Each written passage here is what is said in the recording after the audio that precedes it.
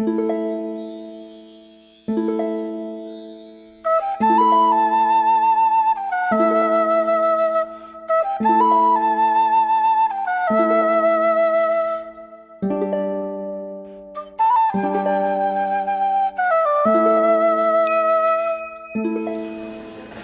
and welcome to the annual Festival of Dionysia.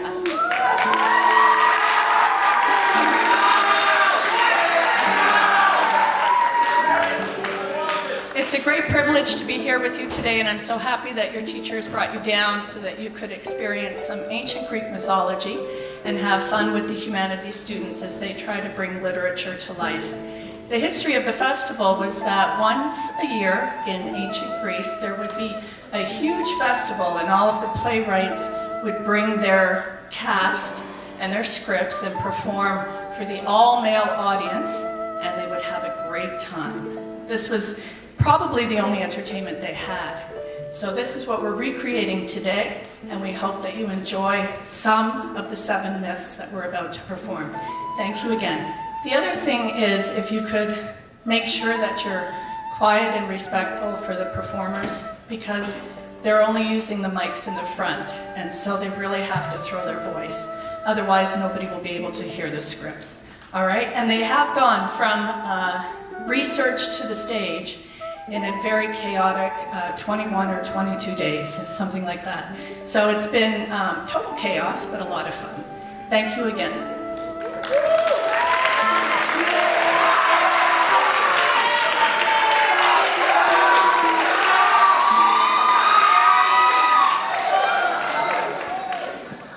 Hi guys, this is the myth of Cronus. Please enjoy.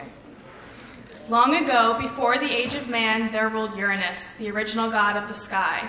His wife Gaia, the goddess of the earth, birthed 12 titans, one of whom was Cronus.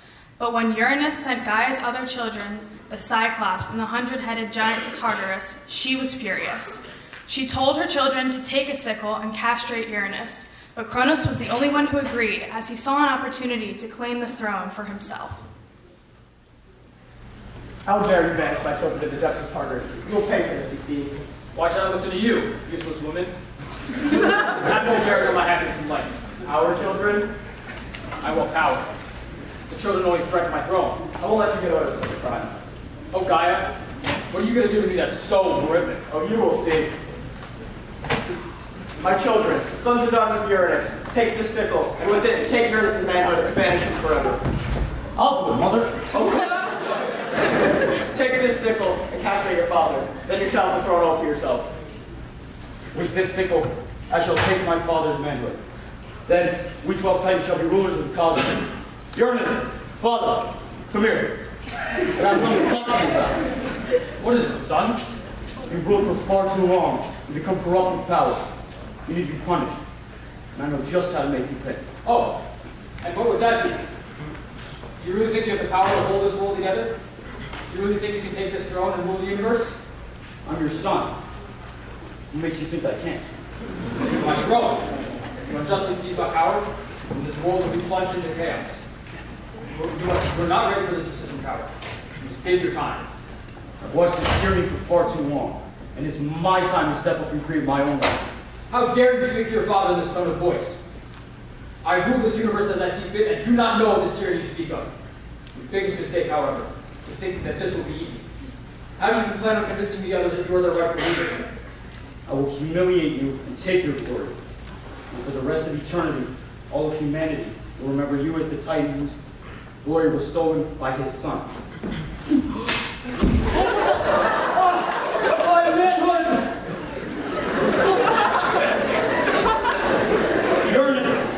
You are no longer a man and therefore no longer capable of ruling. I've taken your manhood, and I banish you to Tartarus. I'll throw your manhood into the sea and watch the roaring waves take whatever little dignity you had left. Leave now while I spare your life.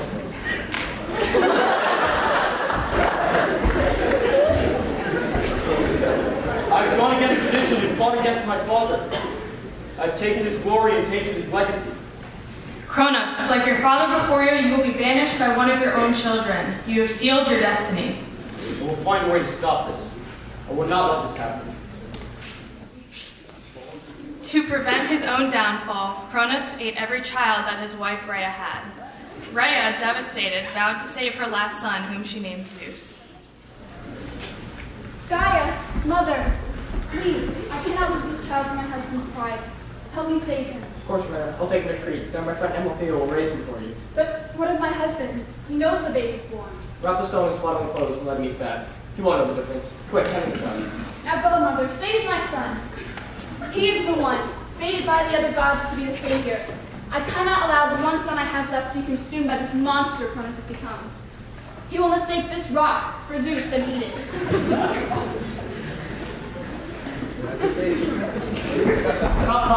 Hand him over.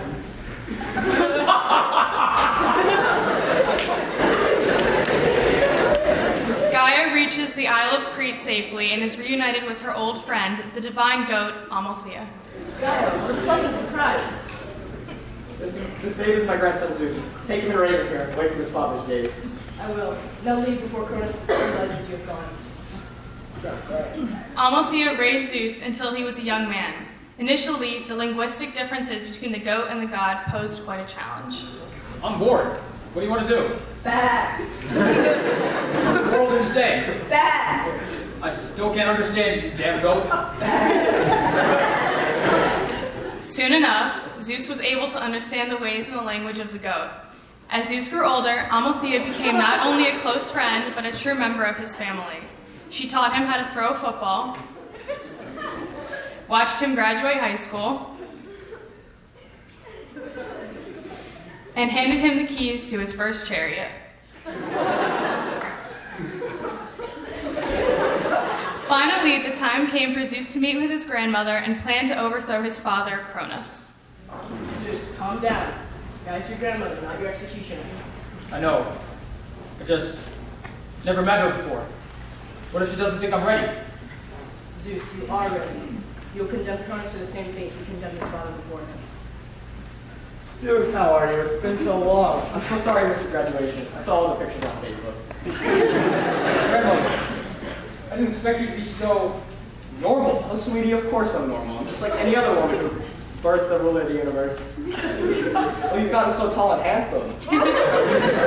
Thanks. But don't we have a prophecy to be fulfilling? Oh yeah, that reminds me. Come with me. We have somebody to go talk to. Zeus and Gaia left to develop a plan to save Zeus' siblings. They eventually decide to meet with Metis, a being known for her potions. I must be the one to deliver revenge to this monster. You underestimate him. He's extremely powerful. I don't care. He still has my siblings captive. Your best chance is to free them by making Cronus regurgitate them. How? I know somebody named Metis. She's the mother of deep thought and wisdom. Well, why go to her? She's a large knowledge of potions. You can surely craft one to induce vomiting. Fine. Take me to her.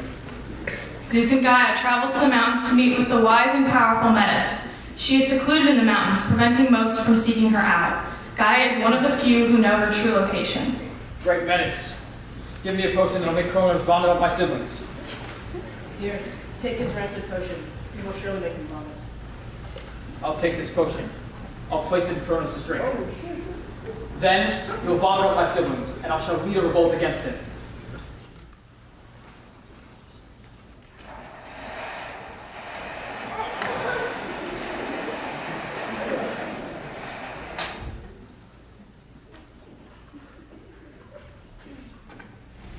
Zeus!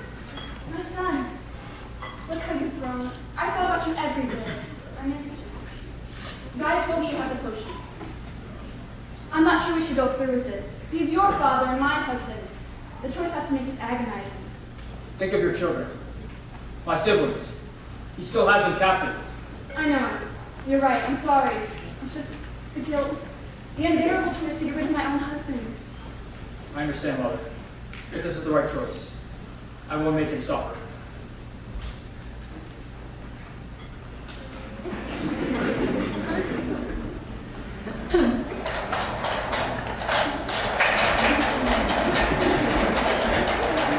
With the plan in place, Zeus brings his father the poisoned drink in the hopes that he may save his siblings. Mighty Cronus, your wine.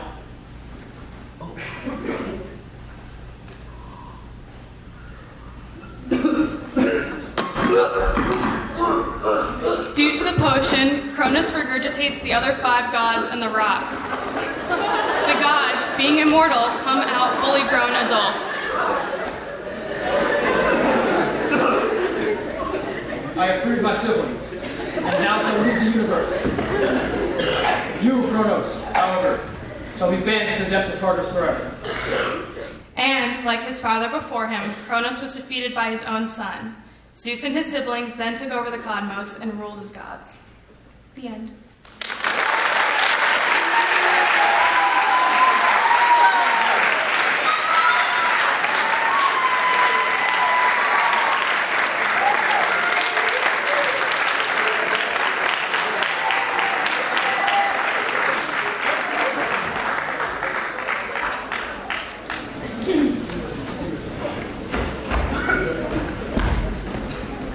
Hello, everyone. My name is Cronus, and I wrote a fabulous epic, the Iliad. Through its 20-foot books, we focus on a war between the Trojans and the Argives. And what these children are about to do is put on a little presentation for the war, battle, vigor, rage, honor, blood, and so much more. Written by me, of course. So I ask you to sit back, relax, and enjoy our show.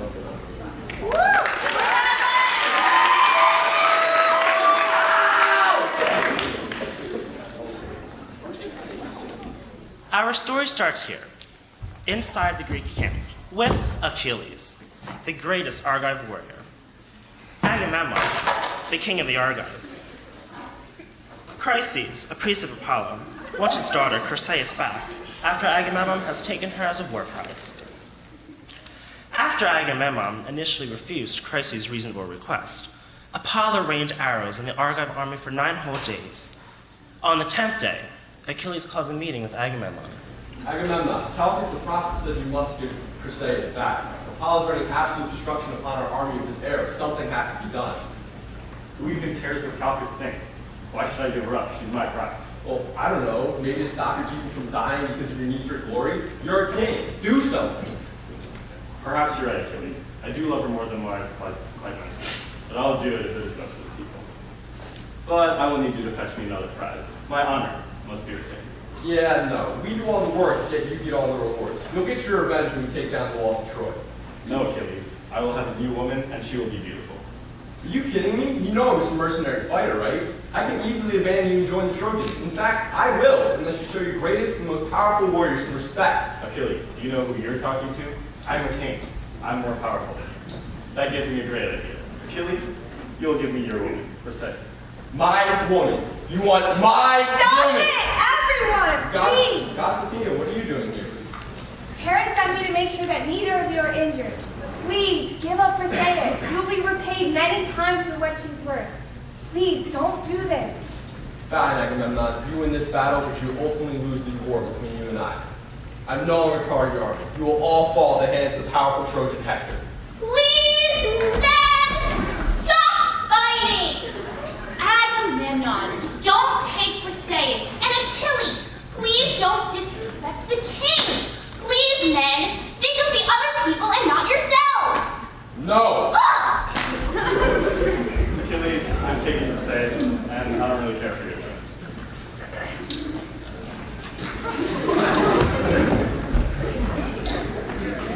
That's it. I'm no longer part of this army. I quit.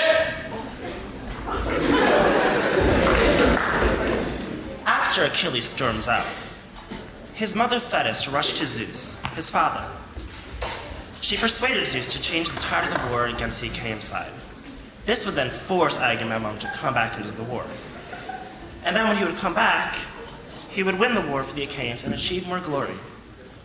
But Zeus's wife, Hera, didn't want the Achaeans to lose the war. So she tries to find ways to seduce him.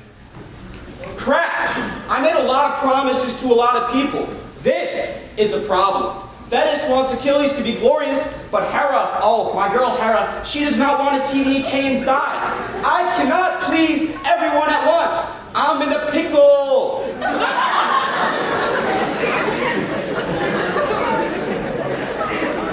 Zeus! Hi, here I am. Hey, Hera. I'm wearing my special robe.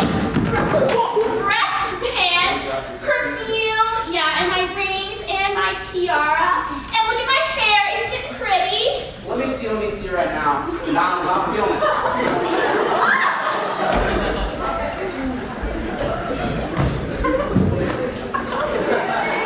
Aphrodite, what the hell? This prosperity is ugly, and it didn't even work on Zeus. Wow, I'm so sorry, Hera. That's all you have to say? You know what, Hera? Stop complaining. But we need to divert Zeus' attention away from Troy. The Achaeans have to have their glory. Impossible. Worse, it's wrong to deny your war request because you're the one who lies in the arms of mighty Zeus. Then let's go make some magic happen. Keep that breastband on. It'll help you woo Zeus. Ugh, fine. Wait, Hera, what if you ask sleep for some help? Aphrodite, I get enough sleep. No, I meant go to the sleep god and ask him to put Zeus to sleep so you can manipulate him and get what you want. Wow, what a great idea. I guess you aren't so useless after all. And with that, Hera sped in a flash from Mount Olympus, crossing Pierre's coast, lovely Mathia rushing on. She passes the snowy ridges, reaching the highest summits, feet never touching the earth, the billowing, foaming sea beneath her. And there, she fell asleep. Death's twin brother clung to his hand and urged him on. Sleep? I need you to put Zeus to sleep. I need to outflank him. Hera! I don't know if I can do that. But I need to divert his attention away from Troy. I don't know, Hera. But you do! You need to! You idiot! I'll give you a pretty woman you can marry. Go have some fun. Okay. Alright, let's go then! Hera and Sleep traveled from Imbros walls and Lemnos through to Mount Ida. They had a plan in mind. Sleep would hide behind the bushes and then execute the plan. Hera would go and seduce Zeus for the second time around. Zeus, here I am. Again. Wow, Hera, you look stunning. Me? Well, yes. What can I say? I do. Do you want to get out of here right now? That is a great idea. First, let's resolve the feud between Achilles and Agamemnon. You just need to, get rid of the feud. It's not a big deal, Let me take a nap right now. Oh, wow, okay. And with that, Hera's plan had worked. With Sleep's help, she manipulated Zeus to the point of ultimate control and received her glory. Let's see what's happening with Achilles and Agamemnon.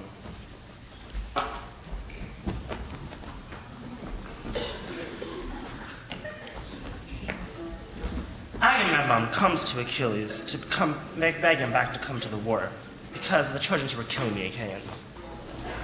Achilles. Got it. Achilles, please come back to war. No. Pretty please? No.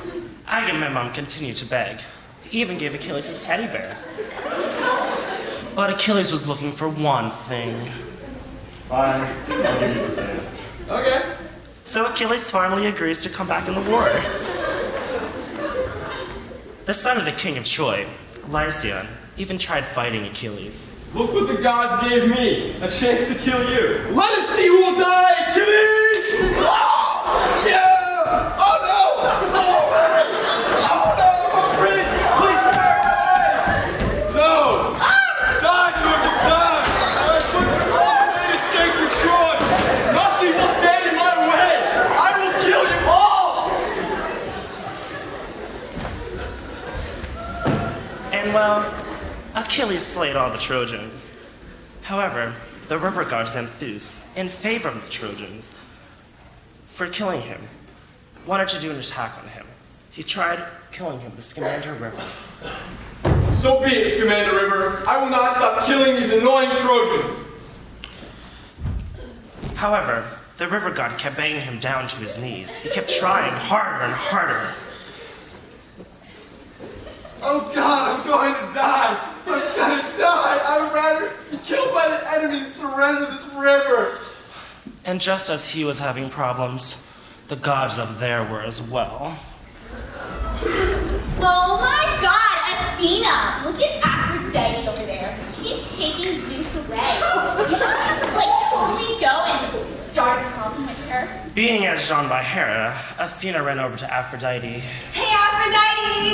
Yes, Athena. You know what I'm feeling right now? You have no life? Exactly! I have no life, just like you when I'm done with you. Oh,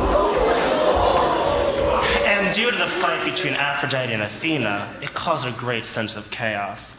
Apollo said madly, God of the earthquake, you think to be hardly sane if I fought you over the sake of these wretched mortals. Like leaves, no sooner flourishing, full of the sun's fire, feeding off Perseus, then they waste away and die. Stop. Call this skirmish of ours off at once. Let these mortals fight themselves to death. and with that remark, Apollo turned away and left, feeling shameful. That is until. Ooh, Apollo, running away so soon. You're a big baby, you can't handle any kind of conflict. You are horrible and everyone hates you, and you can't stand up to the side of your children. Well. How do you have to go, you shameless witch? You think you're all cool with your bow and arrows, talking all tough? Well, guess what? I'm not afraid of you. I'm not scared of you, come at me. Girl, you don't want to test me when I'm mad. Oh, yes, I do. Hold my reins! Oh, God. Now, as the powers were wrangling back and forth, Achilles was... Oh, my. What is this? Being boiled. Oh my God! At Hera's command, the god of fire, Theseus, launches grim, inhumane blaze on the river, surrounding the environment being burned, killing all the Trojans and the Argives, making the river shrink, boiling it until it was like an inferno. As the river god was being boiled, Achilles couldn't handle it any longer. It hurts! It hurts! Why are you doing this to me? Ow! Ow! Then Achilles finally gets out of the river. However, the god Apollo jumped down from Mount Olympus, disguised as Agenor. Achilles notices him and instantly wants to kill him. Hey, get back here! You can't run from me!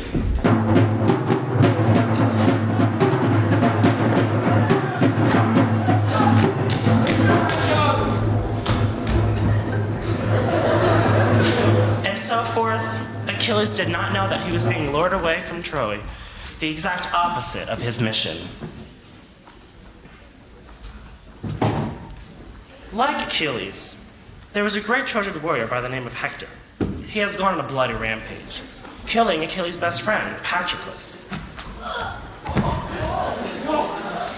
Achilles finally confronts Hector on the field of battle. Hector is filled with fear of his impending death, and turns and runs. Achilles chases him to round hall.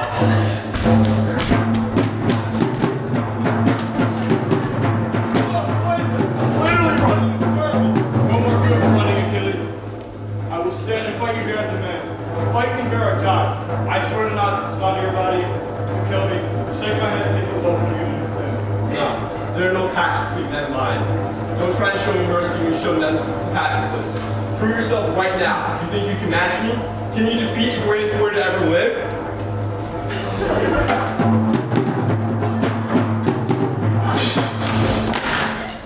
Please, Achilles. Please. Please return my body to the walls of Troy. Give my body back to my family. Give him back to Priam. Please, it's the only honorable thing you can do. Stop begging. I won't accept anything you offer. No man alive can keep the dogs off of you.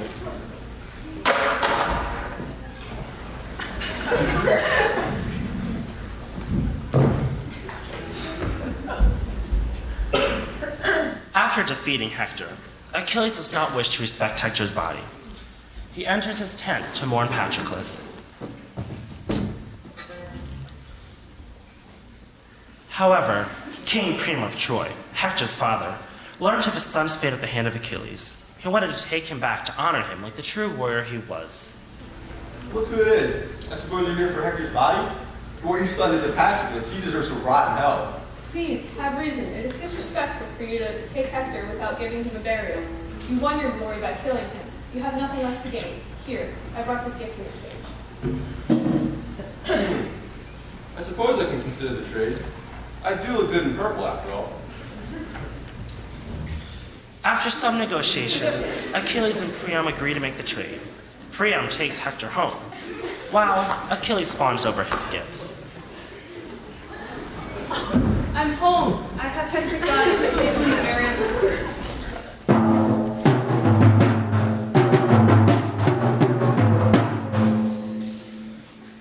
And so, the Trojans buried Hector, giving him the recognition he deserved.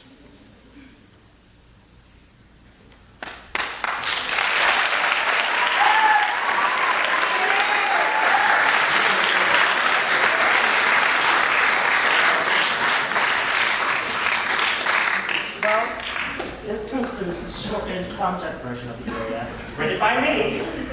Through Achilles, I guess we can see that he was very selfish. So I guess the lesson that I want you all to learn is, you have to watch out for yourself, because you don't know what someone's going to do to destroy your honor, even if it's your best friend. Because like Achilles, we saw he would do anything to achieve more glory. So thank you for watching.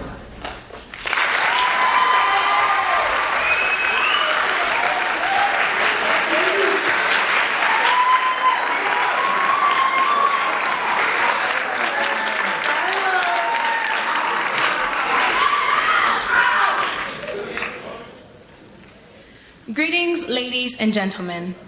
This is the story of Agamemnon's return. We hope you enjoy it.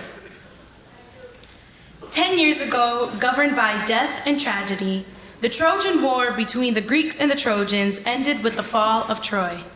Emerging victoriously after Troy's glorious defeat, Agamemnon embarked on a journey to return to Argos. My queen, I have a message for you. What is the message? After Achilles, the lion-hearted man brutally dragged poor Hector around the land of Troy, embarrassing him, the Achaeans won the Trojan War with endless glory. Your husband, Lord of Men Agamemnon, has finally returned, and you shall become soon my queen. At last, the great Agamemnon has returned. A warrior, a husband, a father. A father? That man deserves no such honor. I recall the sorrow which haunted me when I first heard of how that ignoble Agamemnon murdered my daughter.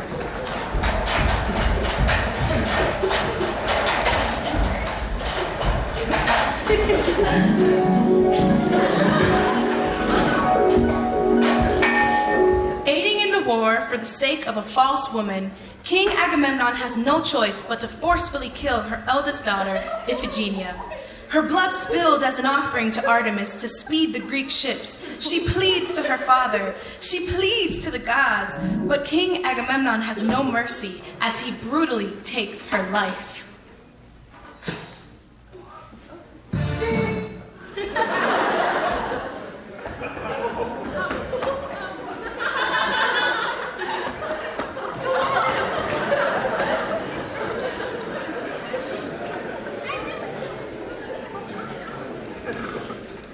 What a shame. What a pity. How can a father kill his own daughter? He disregards Iphigenia. Artemis will indeed grant winds to the Achaean ships, and the Argives will proceed to Troy. 10 long, lonely years. My husband away, fighting this war for honor. For the honor of a woman whose name itself means death. My daughter, Iphigenia, murdered at the hands of that cold-blooded murderer. My innocent daughter, Iphigenia, what did she do? She did nothing wrong. That man, Agamemnon, deserves to die for all the atrocities he had committed against my own innocent daughter, Iphigenia. 10 long, lonely years I have suffered so much, and I've been raging for too long. The day has finally come when I shall commence my revenge. Oh, my love, have you heard the news? No, I haven't. The gods have granted us the opportunity to kill the man who murdered your daughter. The same man who viciously murdered my own 2 brothers. Your lovely daughter and my 2 brothers. 3 innocent victims who have been taken away by this treacherous man. My love, when shall we commence our revenge?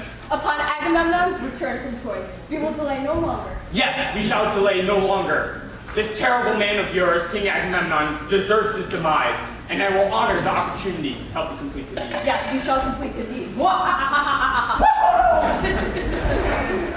As cunning Queen Clytemnestra and her lover Aegisthus plotted the death of King Agamemnon, the Trojan War eventually comes to an end. Agamemnon, after defeating the Trojans and securing victory for the Achaeans, was preparing for the journey back to Argos. My king, are you ready to return to Argos? Yes, I'm ready. Let's depart at once. All right, we'll be ready when you are. My lord, before you go, you must know something. What is it? What is it, Cassandra?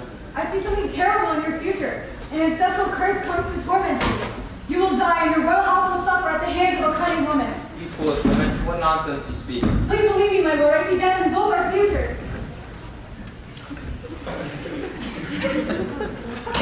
Stop this nonsense. We have to leave. I want to return to Argos to display my glory. Fine, do not believe me. For I am cursed. My Artemis by Apollo. King as you are, my lord, king of your fate, you are not complete. Let us leave at once.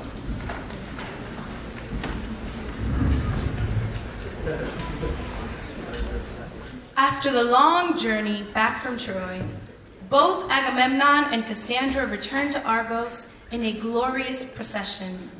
As they arrive in front of Agamemnon's palace, the court members, as well as the queen, await them. Citizens of Argos, after 10 years of brutal fighting, the glorious King Agamemnon finally returns.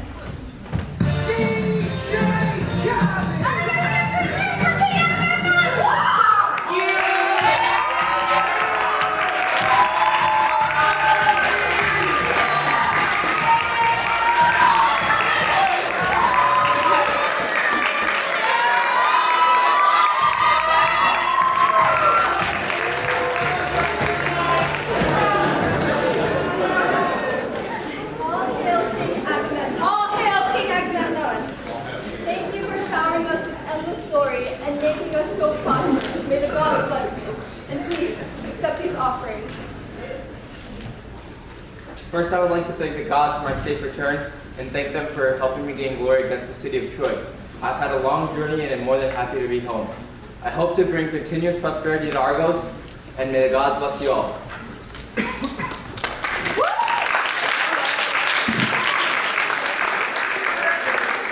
Agamemnon, wait! I have missed you so much. While you were away for 10 years fighting this war so valiantly, I cannot express how my heart continuously ached for your missing presence due to my passionate love for you. I felt like time couldn't pass any quicker as I anxiously waited for your return. But with your heart and with yourself now here, my heart feels so full. Come, my husband. Please come and take your rightful place in our wonderful home. Oh, wait! Who is this? Who is this? Oh, this is my fair maiden, Cassandra.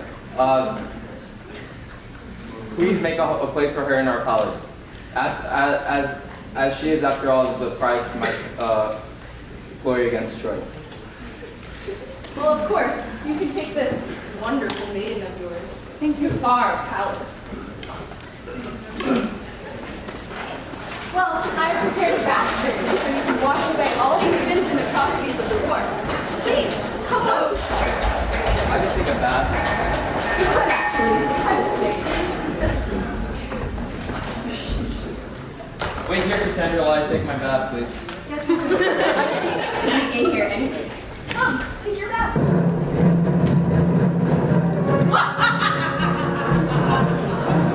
The time has come for me to avenge my daughter's death. My innocent daughter deserves to not die. She did nothing wrong. And as for this, I will find you my daughter's death. Nothing will stop me now.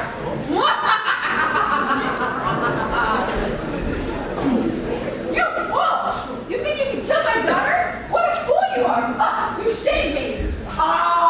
This is the punishment you must pay for taking away our loved ones. I hope you continue to suffer an eternal punishment for the sins you have committed. Vengeance. Vengeance has never felt so good. Die and remember me, Athens, as the last face you will ever see.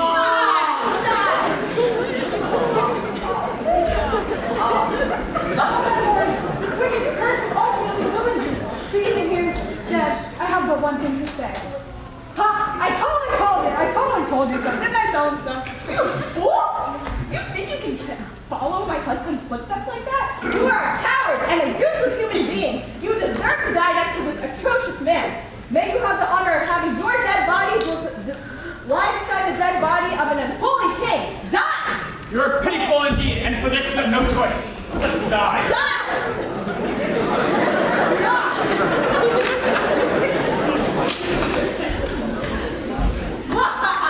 The deed has been committed. The deed has finally been done.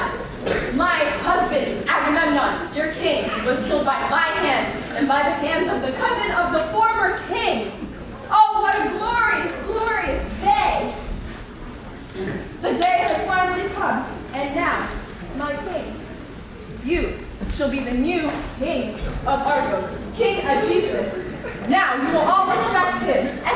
me as the queen of Argos, as not one of you stood by me, as that monster killed my innocent daughter Iphigenia. Respect him now! Look at me, look at me. I am the king now. He is the king!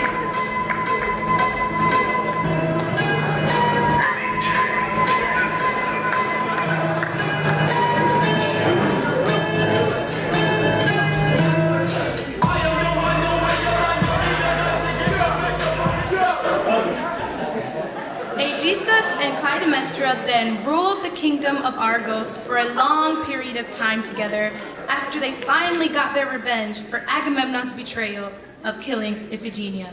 The end.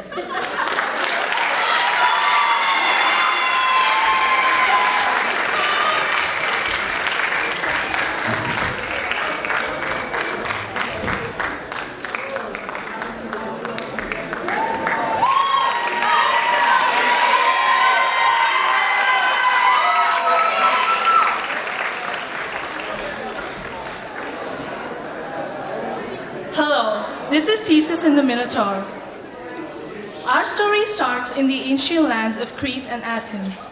The great and powerful King Minos of Crete has a massive army and is able to bully Athens however he pleases. One day, King Minos' son, Androgeus, was traveling across the lands, participating in the Panathenaic Games in Athens. Androgeus was by far the best athlete in all the lands. You landed on my boardwalk. I win! That's such bull. Any last words? Well, actually... King Minos, angered and distraught about the death of his son, blamed King Aegeus and the Athenians. I'll kill you. Every last one you've ever killed. Oh, my poor son Androgeus, killed by the Athenians. There must be something to it. There's no need for more bloodshed. No, I want to see people suffer. I'll make you a deal, King Aegeus. I will now attack the nation of Athens, but in return, you should send me 7 males and 7 females to my kingdom every 7 years. There they'll be sacrificed to the Minotaur. The Minotaur, a half-man, half-bull creature, was birthed by the wife of King Minos. If you're baby, take responsibility for your kid. Catch me outside, how about that?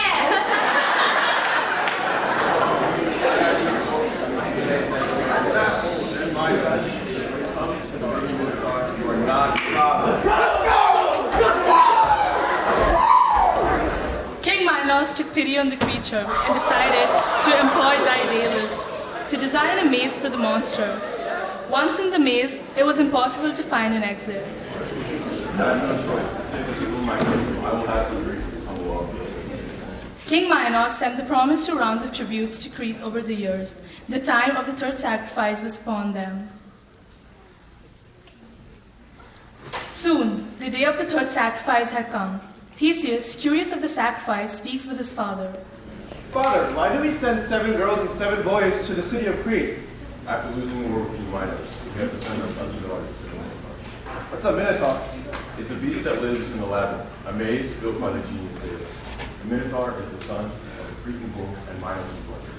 Every 7 years, we have to send our sons and daughters there, defeating them. Soon, the chosen one. What madness! How can Minos be so cruel? We must put an end to this. It is very sad indeed. Well, then can I be one of the sacrifices? I'll kill the Minotaur and end this madness. No, you are my son and the prince of the city. You will not go. Father, I'm confident in my success. If I'm to succeed, I'll sail home with white sails. But if I'm to fail, the returning ship will come with black sails. This I promise. Fine. I will let you do this. Be careful, my son. Thank you.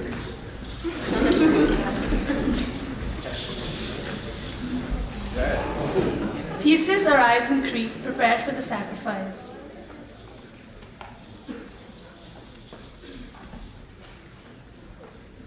King Minos, let me be the first to sent into the labyrinth. Who are you? I am Theseus, son of King Aegeus of Athens. Oh, it's a pity, but you will die. No one can escape the labyrinth. Now I am the son of a king. I will leave you now. May Zeus have mercy on you. Oh, brave Prince of Athens, so handsome yet so doomed. I can't let you die in the labyrinth. I'll help you, even if it means betraying my father. Who are you? I'm Ariadne, daughter of King Minos.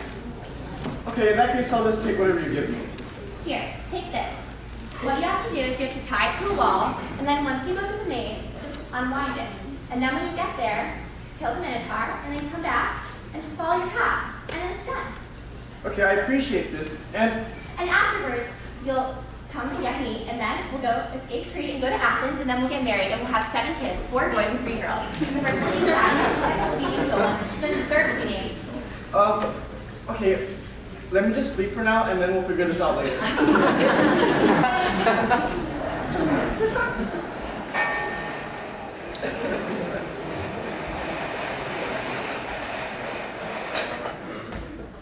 That morning, Theseus was taken to the labyrinth. He went in the winding maze, through the twisting passes and tangled caverns. With him, he carried only a sword and a ball of yarn given to him by Ariadne to find his way back. He had no direction in the maze. The path turned and twisted until Theseus was dizzy.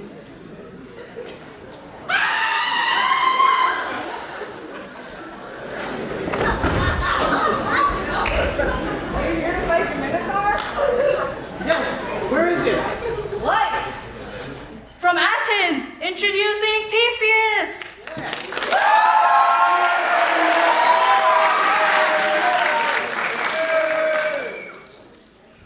And now, for our returning champion, let's all give it a round of applause.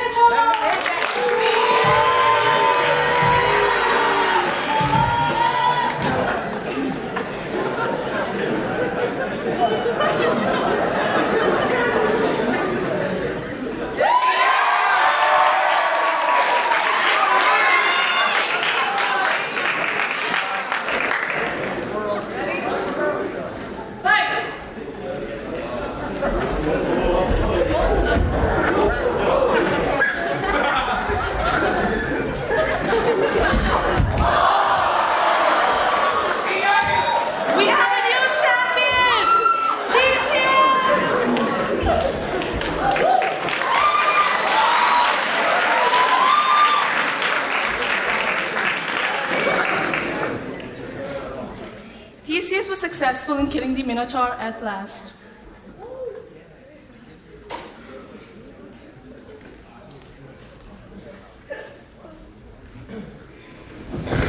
Ariadne, he's dead! Oh my god, that's so amazing. All right, go ahead. Also, wind the guards, so that we can do our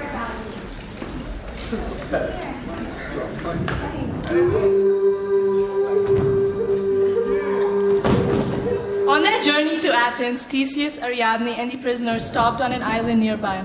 One night, Theseus has a dream in which he is visited by the wine god Dionysus. Hey man, I came to ask you something. Excuse me, are you drunk? I didn't have that much to drink, maybe just a couple of sips. Well, what do you want to tell me? I came in to tell you something. What was it? It was about that girl, Ariadne, yeah. You have to leave her, man. You gotta get out of here. I know you don't really love her. So just leave in the morning before she wakes up and you'll be fine. Yeah, I think you're right. She's crazy. I'll sleep tonight and leave before Ariadne wakes up. This time on The Bachelor. Wake up! We don't have to wake up Ariadne! Let's go. What are you doing? On tonight's rose ceremony. Just what I was looking for. You see, this thing between you and me really isn't working out, and I don't think we should do this. And I'm probably gonna give tonight's rose, not tonight's, this week's rose, to Corinne. I have done everything for you. Without me, you would be dead right now. And she's a freaking nanny, and she can't even make TV pasta by herself. But she's hot. And I never really loved you anyways, so it wouldn't make sense. I'm sorry, and I wish the best to you. The heartbroken Ariadne curses Theseus and his companions, and they all forget to change the sails of the ship. Honestly, the sails on this ship look nice when they're black. Let's just stop with the white sails. Nothing could possibly go wrong. Hey, is that land? Are we home? My son. Meanwhile, Aegeus was waiting for his son's return. Months had passed without a sign from Theseus.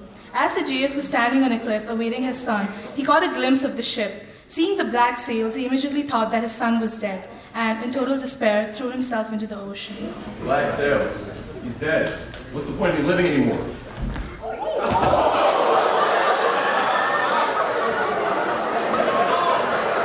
When Theseus arrives in Athens in all of his glory, he doesn't hear the news of his death, of his father's death. Dad's not home. Party!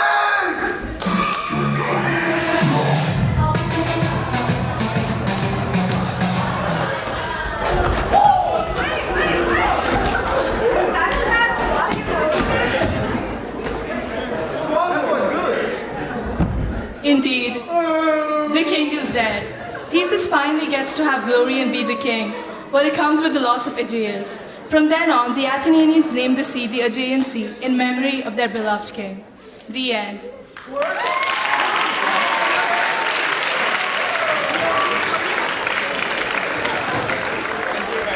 Thank you.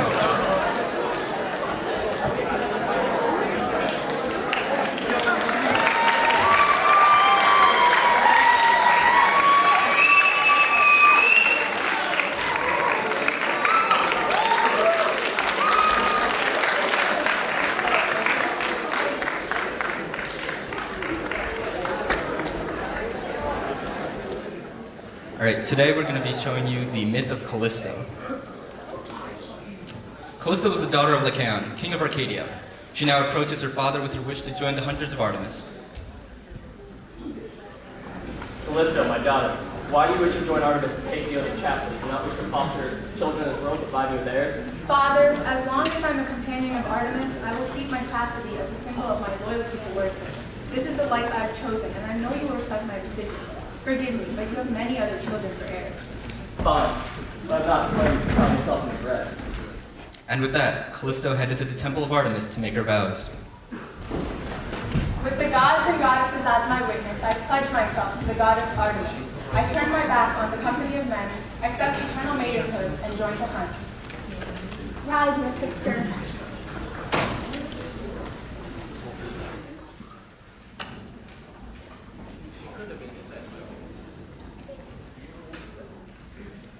One day, the king of the gods saw the beautiful Kalisto and fell in love with her.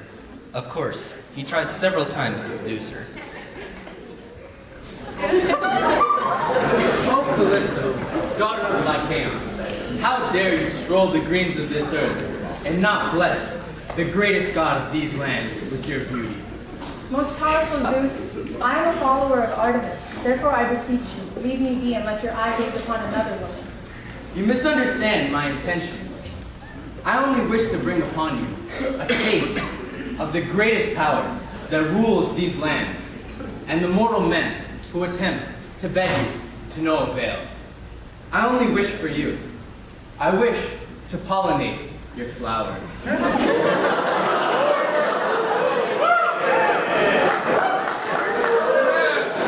am flattered. I am, but I cannot turn against my dearest friend. I respect your loyalty, but if I don't have you, you and your mortal people will drown in the stormy rains of my sadness. Your beauty is the cure to a saddened old man like me. I only wish to do some good for all. Your words have an effect like no other. I can no longer ignore how I'm drawn to you. I will do this for the greater good of mankind.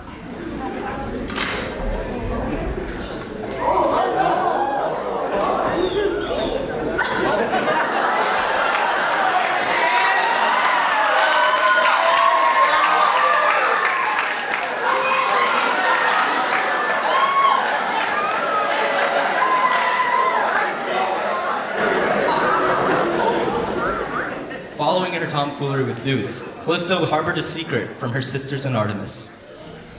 Hey, Kalisto, hurry up! You really been letting yourself go lately, you chunky river horse?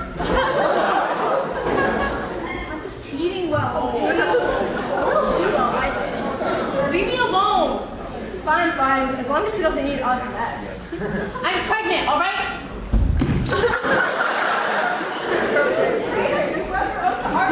You tell her or he will. I can't. She would kill me for turning against him. Fine, you are bound by oath to bring me to her. Come on.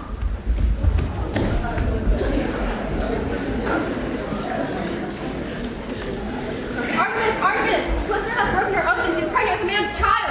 Wait, who's Callista? The fat one. Oh! Wait, you're telling me she turned against me? Yes. Oh, I will not stand for this. But I can explain. You took an oath to me to remain pure, yet you succumbed to passion, emotion over being rational. I cannot believe this. This shall not go unpunished. What punishment should I think of? Ooh, I'll cut off all her toes one by one and feed them to her for breakfast. That's a little too quick. You know what? I have a perfect idea. She shall bear a punishment that no person has ever bared before. She shall be an animal, as inhumane and inconsiderate as she has been towards me. In fact, not only me, her sisters as well. You don't think her sisters want to get down and dirty with some other guy? No, they value and respect, honor, and trust. So here it goes. There! You're there.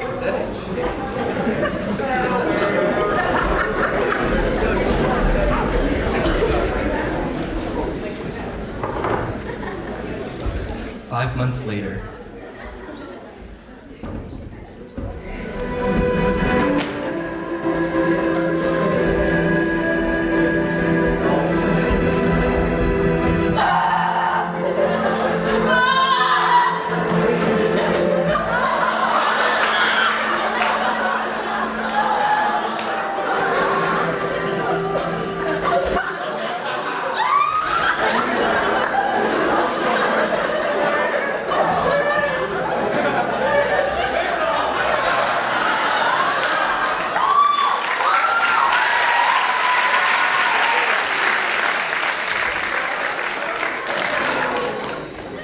Child will be called Orpheus, for he was born to a bear. You cannot have him, because, well, you're a bear.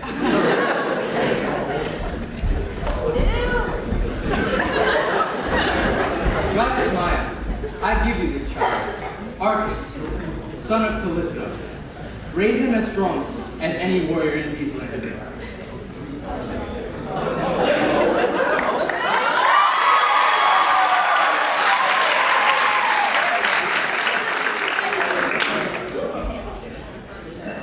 Goddess Maya raised Kalisto's son as her own.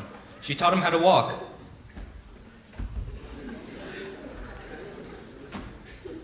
how to use a spear,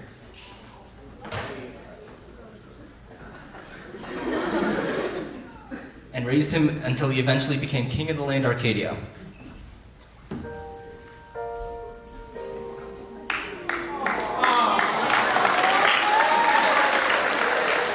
But now, at 23 years old, it still haunted Arcus not knowing who his true parents were. One day, he was out hunting in the forest and spotted a bear. Of course, he was not aware that this bear was in fact his mother. Wait! What have I done? I cannot let this happen. Oh, the humanities. How inhumane would it be for Arcus to kill his mother without knowing it is her? How could Arcus live with such a burden? Let me fix this immediately.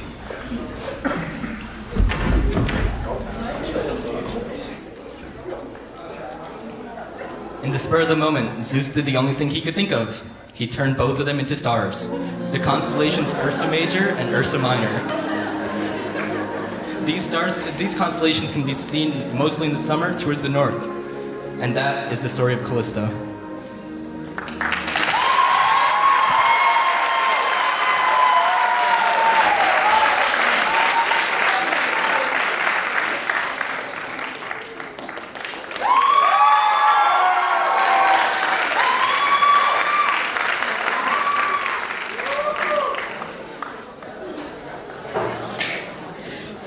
pleased to present the myth of Orpheus, and we hope you enjoy the show.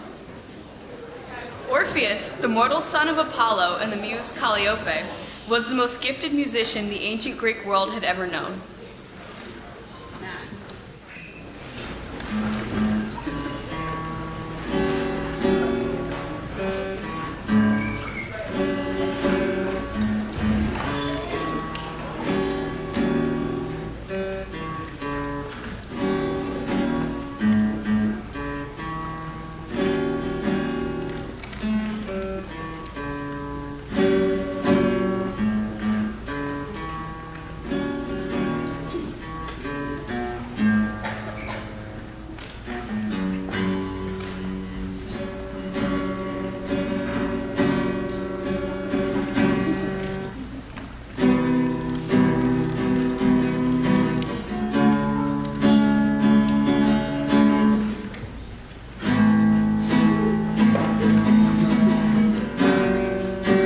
It is said that his charming voice and musical talents were irresistible to both god and mortal.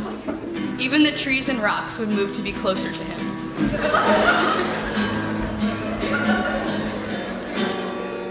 Seriously? A beautiful wood nymph called Eurydice soon stole Orpheus's heart.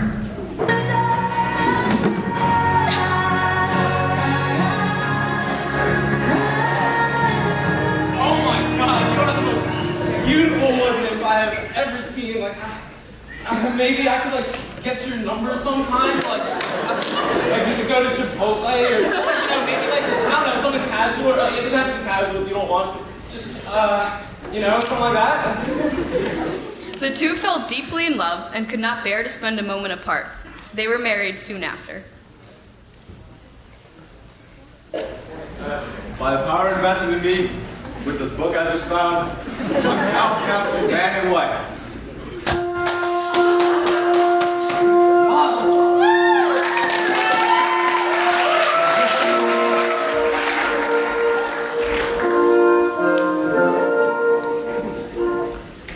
Little did the happy couple know, their happiness would soon be ruined. Aristeus, jealous of their love, was determined to make Eurydice his own.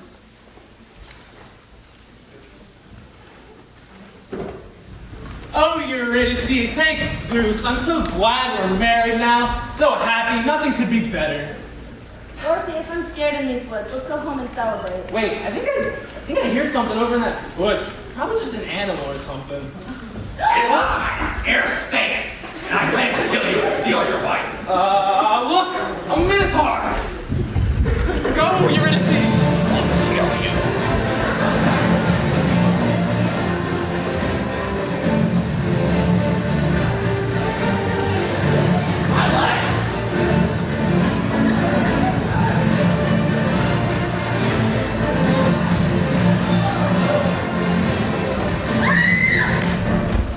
Eurydice had unknowingly stepped into a pit of poisonous snakes and suffered a deadly bite.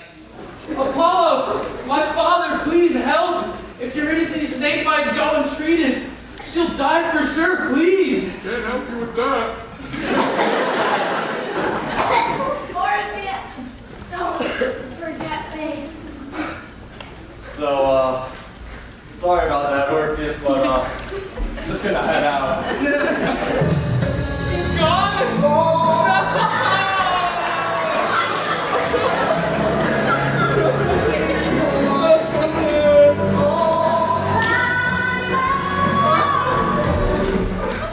Consumed with grief for the death of his wife, Orpheus traveled to the underworld to demand her return to the world of the living. He met with both Hades and his wife Persephone.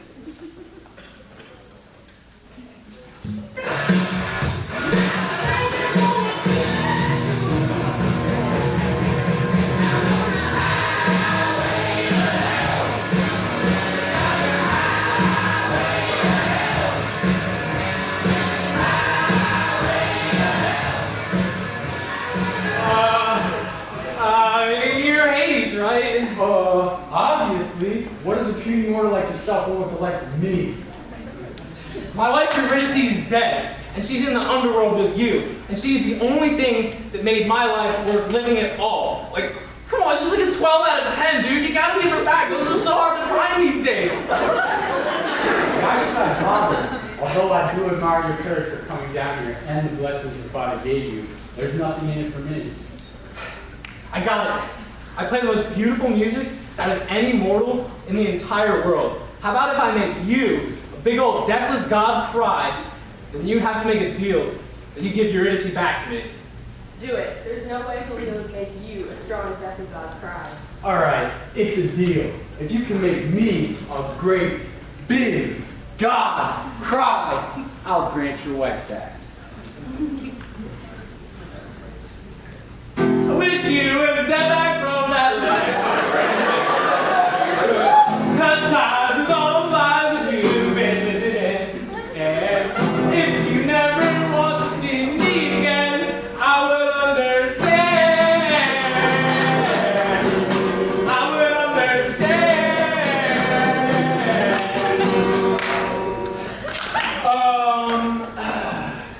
The angry boy wants to insane.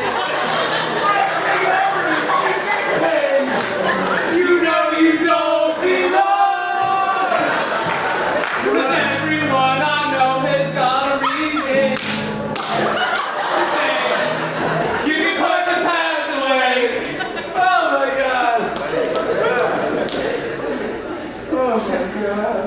Well, Hades, you all right over there? Just give me a second. Come on, Hades. You know this man deserves a change. Oh my God. I can't do it. This man made me cry a lot. Oh, Stop talking to him. Hey man, pretty nice song you had. So where's my wife? I get her back now, right? No, you're not getting it out the easy way. What? Oh my God, Hades. Why can't you just let him have his wife back? Because I played the song and I made you cry. What's the problem? I'll let you have your wife back, but you're only allowed to leave if you lead her to the light and you don't look back at her. That's the catch? Why can't I just walk out of here dressed up as like a unicorn or something and like make you dinner? I don't know, give you some money. It's not the easy way. Whatever. Just give me my wife. Just go with it, Orpheus. Remember, you're dealing with a god here. The power gods are not to be tested. Fine. Lead her over to me. I will go get your wife. Turn around. You must not see her in the dark.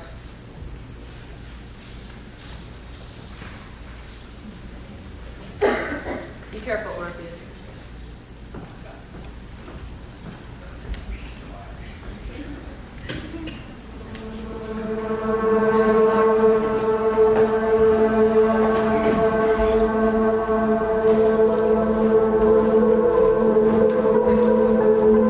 Eurydice, we're almost there.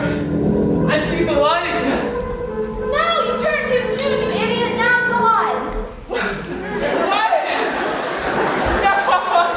No! Not again!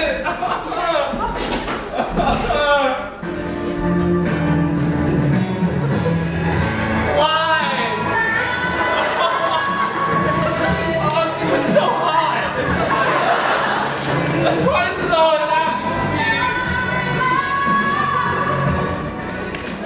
After Orpheus failed to save his wife from death, he plunged into eternal sadness.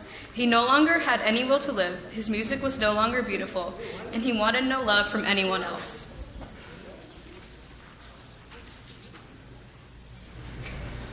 This sucks. My life is awful. My music is terrible. All my food tastes terrible. Eurydice is dead. I can't do this anymore. Hey, Orpheus. Heard about your wife? So sad. So maybe you want to go get some lunch sometime? No, I think that would be a really bad idea. Just go away. What about me? Surely you can't turn a pretty girl like me down. What? Yes, I can. Just get out of here. I think Eurydice was like 10 times better than you. Please. Hey, Orpheus. Want to go to varsities? No, I would never go anywhere voluntarily with you. What the?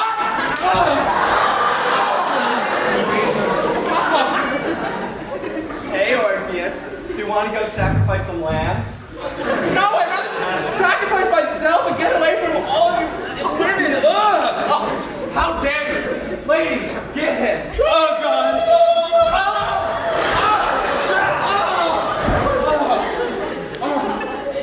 Maybe in death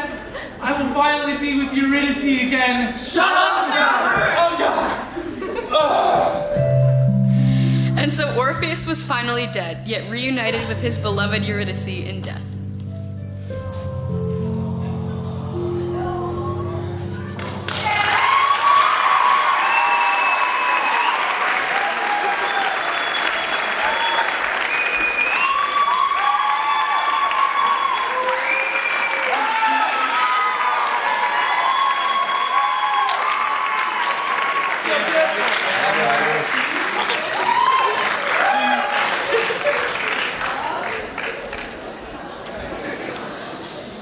The muses sing through me of the hero Perseus, and you know what? Apollo's not around, so I'm just gonna skip the whole I sing of arms and the man stuff.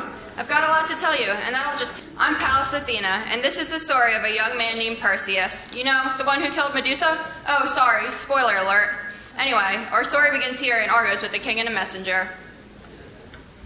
Perseus, your highness, I have terrible news. I swear to Zeus, it has something to do with another drunken. No, my lord, it's a prophecy. A prophecy? Ha! My young fellow. No, I don't believe in prophecy. At your own peril, sir, for this one concerns you. What about?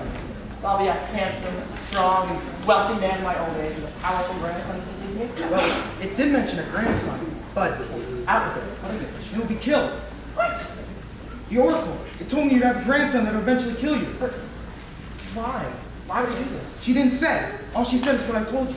God, what am I going to do? You know what? I have an idea. Where are you going?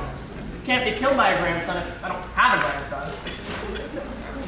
Okay, I've locked up my only daughter, Danae, in the towers. No man can get in. Only her female servants visible. No man can even see her, let alone give her a child. Are you sure? Fate works in mysterious ways. Come on, there's no way she'll ever get it. Dad, I'm pregnant. What?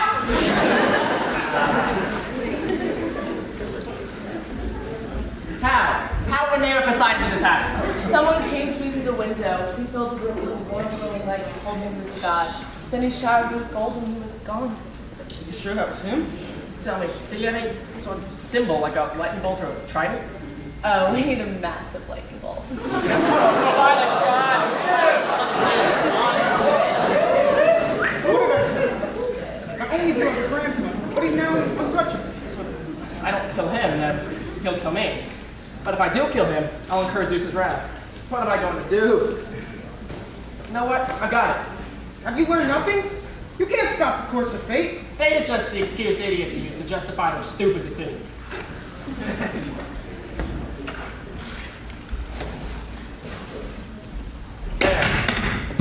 Is that a box? No. You're going to protect yourself from the wrath of Zeus with the box. It's not for me. It's for her. Wait, what? Sweetie? In the box? No. You could have said, get in the box. No, I'm not getting your stupid box. Do you want me to die? No. Get in the box. Okay, fine. This don't see this has to do with you down. So, what's now? Push it into the sea. What? My lord, this is madness. Is it? If I can't deal with the child, I'll have the sea deal with them. Besides, out of sight, out of mind. You just put your only daughter into the sea. It's always best to nip these things in the bud. Yeah, and I'm the king, so I can do what I want. Deal with it. But Zeus saw what Acrisius had done and asked his brother Poseidon to send a storm to bring his child to safety. The god of the sea complied, and the box washed up on the island of Seriphus, somehow unharmed. Don't question it. Wait, what's that?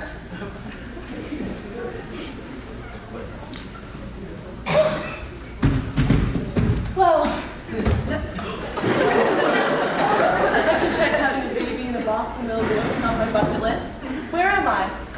Welcome to Seriphus, madam. I am Kalisto, king of this island. I'm Danae. My father sent my son and I away in this box. Is there any place that we can stay? Of course, you can stay in my palace if you like. There's always room for guests. Why, thank you. You're so kind. Polydectes did not do this out of the goodness of his heart. He was a total scumbag. The only reason he let Danae into his palace was that he wanted to marry her. But he was especially excited about the consummation. You know what goes great with a child? Another one. In time, however, her son, whom she named Perseus, grew stronger, as a son of Zeus would. And then Polydectes really had to watch out. Just think. You'd be the envy of every woman on the island. I don't want to be the envy of every woman on the island. I'm not marrying you. You know what? I'm a king. I can do whatever I want. I don't need your approval. Excuse me? I've allowed you to stay at my palace for 20 years. I've been far more merciful than any other king, but my patience is running thin. I could kick you and your son off the island, or worse. Is that a threat? Leave us alone, Perseus. This doesn't concern you. Hey, that's a nice arm you've got there. It'd be a real shame if someone were to say, break it. Come on, Mom. Let's go. Sadly, Polydectes did not get his arm broken, but he did see that he'd have to find a way to get Perseus out of the picture, and soon he came up with a plan. You wanted to see me, Your Highness? Yes, I just wanted to tell you that all is forgiven. There's no bad blood. What's more, I decided not to marry your mother, but a princess from another island. Oh, who's the lucky lady? Hippodamia. Yes, that. Hippodamia. Hippo what? From where? Pisa. Yes, that. Pisa. Daughter of Agamemnon. Hey, let me give you a piece of my mind! Anyway, all the islanders are giving me presents to give to Hippodamia.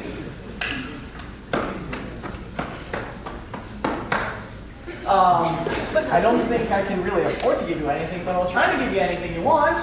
Anything? Of course. Would you be willing to give me the head of a monster who can turn people into stones just by having them look at her and probably dying in the process? Great.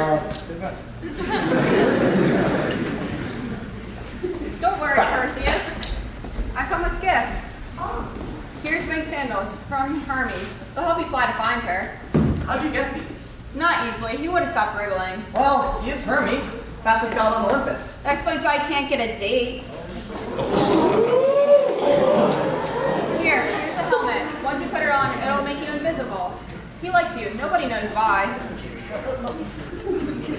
And here, use this to look at her. And use this to kill her. And then use this to put in the bag. Are these from Ares? Yes they are. Won't he be mad? Yeah, but when you knock someone out with a rock and then throw punch his girlfriend, he gets the idea who wears pants around here. But you don't wear pants. Men don't even wear pants. No one wears pants in Greece. Do you want my help or not? Yeah. Well, then shut up, take gifts, and go find the gray eye. He'll tell you where to find Medusa.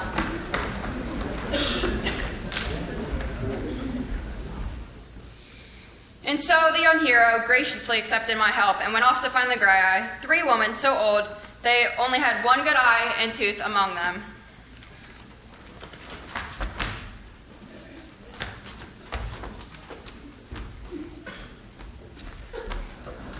Ugh.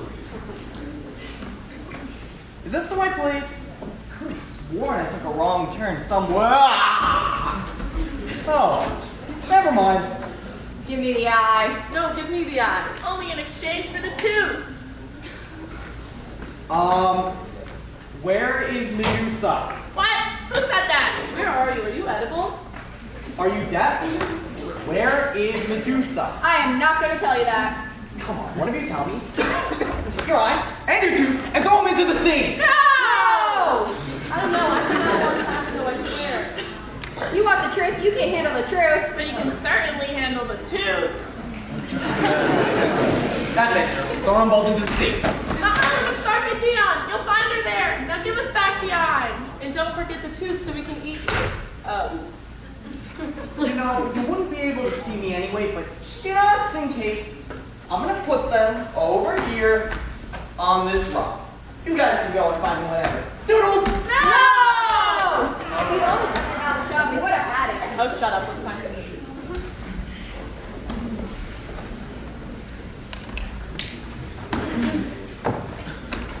Okay, this is it. This is my moment of glory. Come in, I'm gonna kill Medusa, cut off her head, and then return to Seraph as a hero. It's gonna be a big fight, and I might get hurt, and well, there's a lot less dramatic than I was expecting.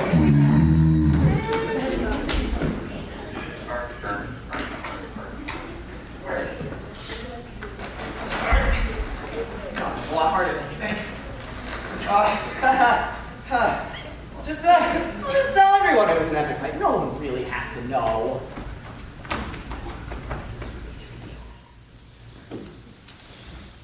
With the deed done, Perseus heads back to Seriphus, flying with the winged sandals, but a damsel in distress distracts him. As usual, boys are such idiots.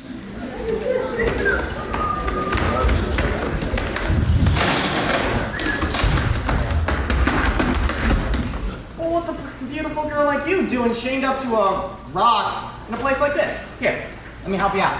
My savior, my name is Andromeda, and my father is King Cepheus. This all started when my mother bragged to the sea nymphs that I am more beautiful than them. Then Poseidon unleashed a sea monster to ravage the coast, and my father sacrificed me to appease the beast. There it is! Oh, God.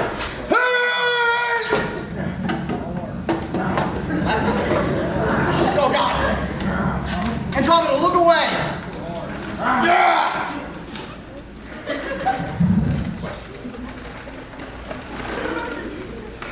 You're safe now, Andromeda. Now, there's something I must ask you. What is it?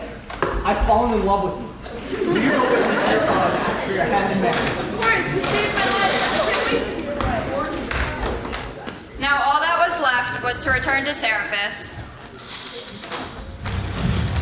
I'm back! Where's the king? You're back? Yeah, I got your head. Perseus, my son, where have you been? What are you doing here? Get back to the palace. You have to get ready for the wedding. The wedding? What in Zeus's name? He said he would kill me if I said no. He was not supposed to know that. By Hades, he shouldn't fear. Medusa was supposed to kill you. So you sent me on a quest that I wasn't supposed to return. Then you forced my mother to marry you and threatened to kill her? Yeah, that's pretty accurate. Mother, quick, look away!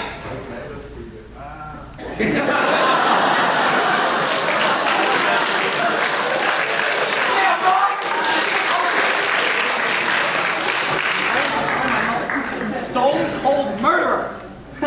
Literally, stone cold. Thank you. The old man already had 3 wives. I would have been just another nonsense spell. I want to see my grandfather. Where is he? Perseus, he's humorous watching the funeral. Let's go see him. He's not long. Let's just get this up really fast. Chariot race is always my favorite. I just wish it were a little bit more. Wait, is that? It is, his daughter. Grandson. I heard you were killed by the Gorgon Medusa. No, grandfather, I killed Medusa. And the sea monster. And King Polydectes. You killed Polydectes? That's my grandson. I just hated that son of a. Careful, the gods of Lawrence High School wouldn't like that language. Yeah, well, I'm the son of it. It's all, fate and stuff. Oh yeah, fate by the gods. Yeah, I've got to go. The discus will be getting us in. I want to get a good seat. Discus! That sounds like fun. I think I'll do it. Okay, I'll watch. I need to find Perseus. Demigod for Zeus' sake. I can beat all you mortals. Ow, my head! By the gods. Yes! Acrisius!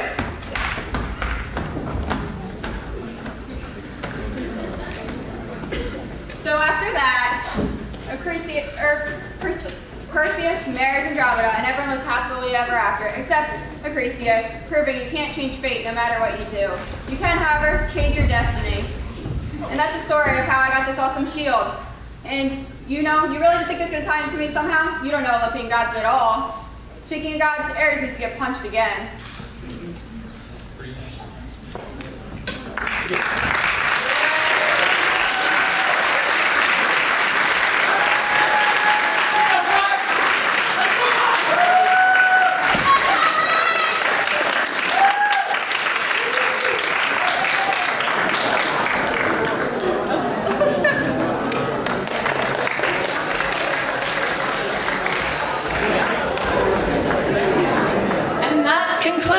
The 2017 Festival of Dionysia. Thank you so much for coming.